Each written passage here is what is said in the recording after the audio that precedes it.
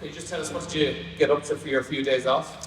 Stayed in Paris. Yeah, it was lovely. Just a bit of walking around the streets, seeing the nice views, and doing a bit of touristy stuff. Yeah, very chilled now. To be honest, it was nice, and the weather was brilliant. So yeah, it was great to get out and I suppose get away from camp for a bit. Have that bit of a refresher, and then back in on Wednesday. And a well-needed break, physically as well as mentally, I'd say.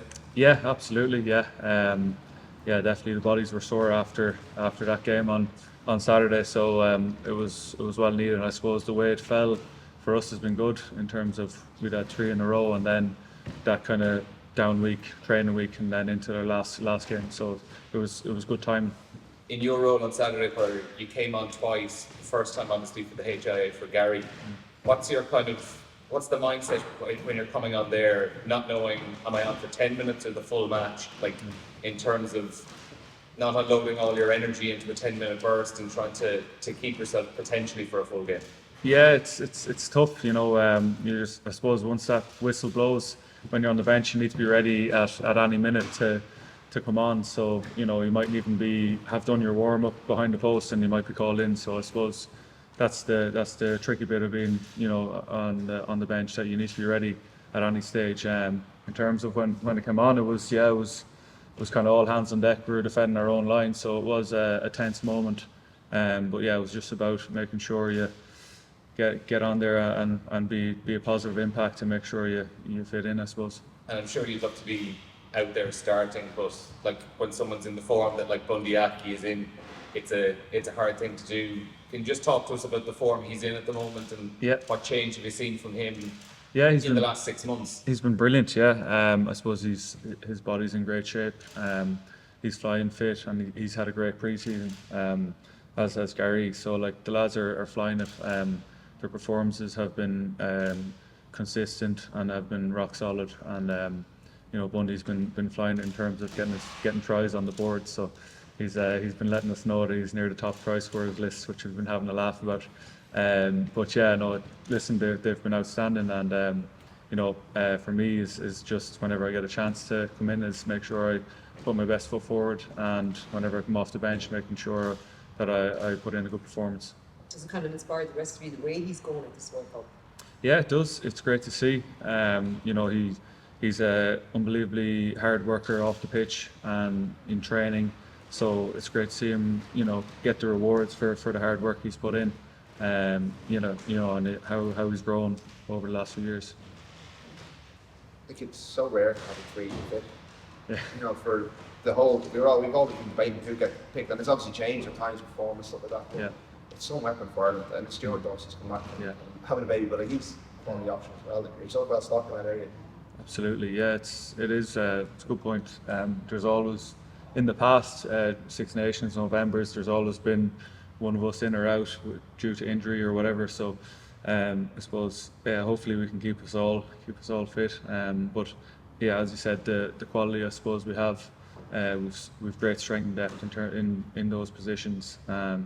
And even the likes of Earls, you've been able to come in at 13. You know, there's and Jimmy, like the depth we have here.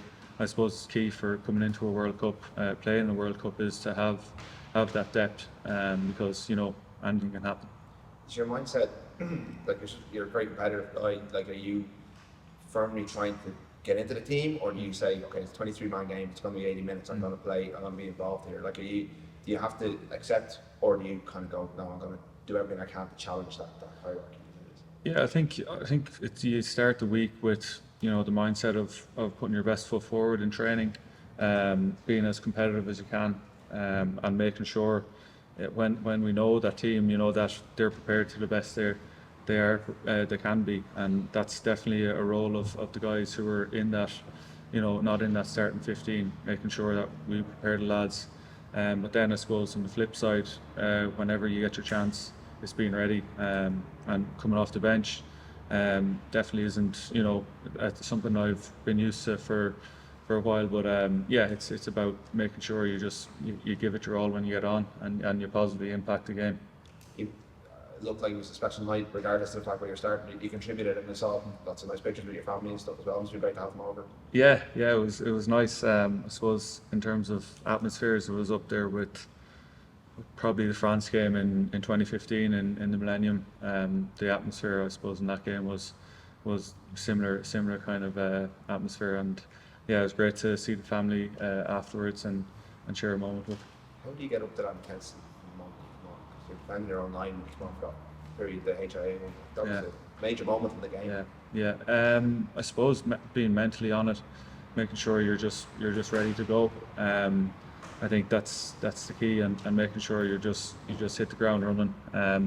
Don't have any second thoughts or doubts about anything, and then just offer as much energy as you can. Give that kind of positive impact and that energy and communication, and let the lads know you're there.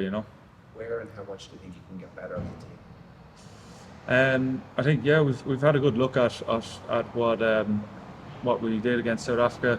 I think our defence we definitely showed some great pictures in defence, but we know we can go another level.